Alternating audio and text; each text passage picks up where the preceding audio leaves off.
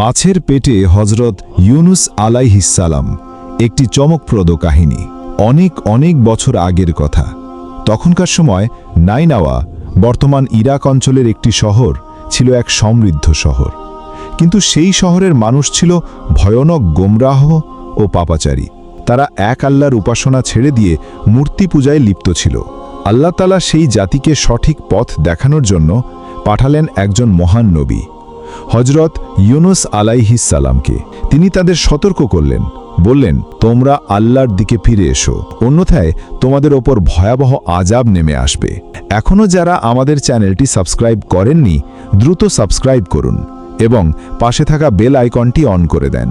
কিন্তু মানুষরা তার কথা শুনল না, বরং তাকে ব্যঙ্গ করল, উপহাস করল। অনেক বছর ধরে চেষ্টা করেও যখন ফল পেলেন না, তখন তিনি রাগে ক্ষোভে শহর ছেড়ে চলে গেলেন। কিন্তু তিনি আল্লাহর অনুমতি না নিয়েই চলে যান। এটাই ছিল প্রথম ভুল, নৌকাযাত্রা ও ঝড়ের অভিশাপ। হজরত ইউনুস আলাইহিসসালাম একটি নৌকায় চড়ে দূর দেশে যাওয়ার উদ্দেশ্যে সমুদ্রপথে পাড়ি জমান। কিন্তু হঠাৎ করে সমুদ্রের মাঝে ভয়ঙ্কর ঝড় শুরু হলো। আকাশ বিদ্যুৎ চমকে ফেটে পড়ল, ঢেউ যেন আকাশ ছুঁতে চাইছে। নৌকার লোকেরা বুঝতে পারল, নিশ্চয়ই এই বিপদ কোনো একজন পাপীর কারণে এসেছে। সিদ্ধান্ত হলো লটারির মাধ্যমে দেখা হবে কার কারণে এই বিপদ। লট উঠল ইউনুস আলাইহিসসালামের নামে। তারা অবাক হয়ে গেল, কারণ তিনি ছিলেন খুবই ধার্মিক। কিন্তু 3 বার লটারিতে একই নাম উঠল। তখন বাধ্য হয়ে ইউনুস আলাইহিসসালামকে সাগরে ফেলে দেওয়া হলো। আর আল্লাহর হুকুমে একটি বিশাল মাছ, ধারণা করা হয় তিমি মাছ, তাকে গিলে ফেলল। কিন্তু খেয়াল করো, সে তাকে খায়নি, কেবল গিলে রেখেছিল।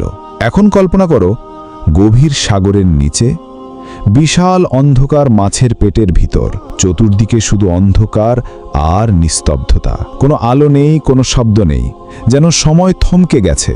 মাছের পেটে থাকাকালীন হজরত ইউনুস আলাইহিসসালাম তার ভুল বুঝলেন। তিনি বুঝলেন তিনি আল্লাহর আদেশ না নিয়েই রাগ করে চলে গেছেন।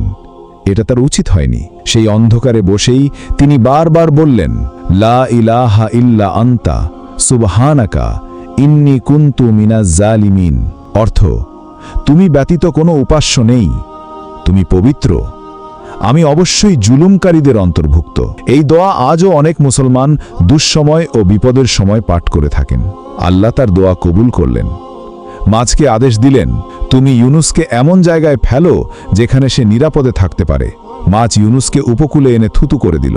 আল্লাহ তার জন্য এক বিশেষ উদ্ভিদ জন্ম দিলেন, ধারণা করা হয় কুমড়া জাতীয় গাছ, যার ছায়ায় ও ফল খেয়ে তিনি সুস্থ হলেন। পরে আল্লাহর হুকুমে তিনি আবার নাইনাওয়ায় ফিরে গেলেন। এবার আশ্চর্যজনকভাবে সেই গাইয়া জাতি তার কথা মেনে নিল।